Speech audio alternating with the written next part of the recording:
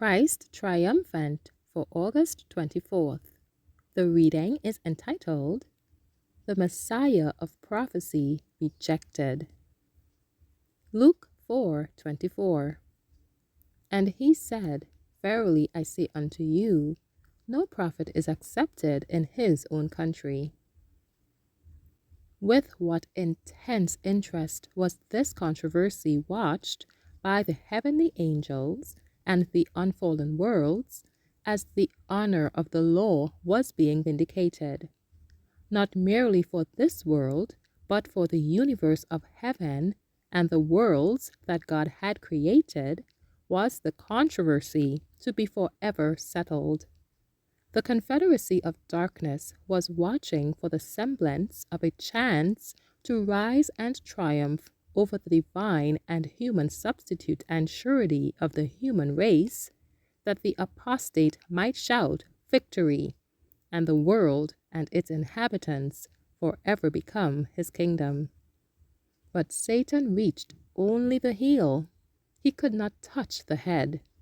Now he sees that his true character is clearly revealed before all heaven, and that the heavenly beings and the worlds that God had created would be wholly on the side of God.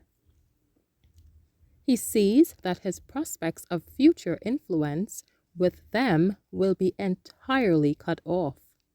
Christ's humanity will demonstrate for eternal ages the question that settled the controversy. What was it that moved his own nation to throw such scorn upon Jesus?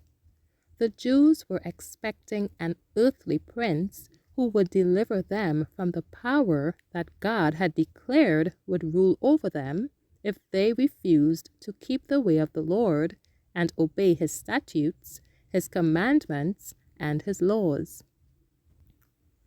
They had made their proud boast that Israel's king, the star arising from Judah, would break their thraldom and make of them a kingdom of priests.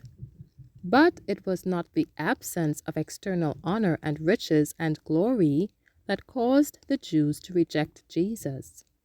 The Sun of Righteousness, shining amid the moral darkness in such distinct rays, revealed the contrast between sin and holiness, purity and defilement, and such light was not welcome to them.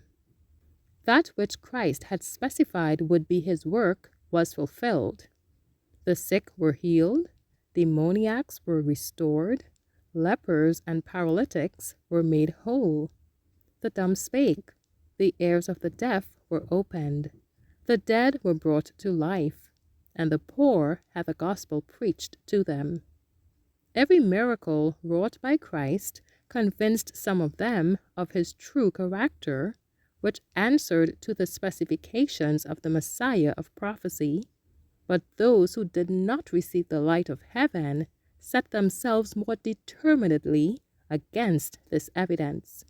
The teachings of Christ in precept and example were the sowing of the seed to be afterward cultivated by his disciples.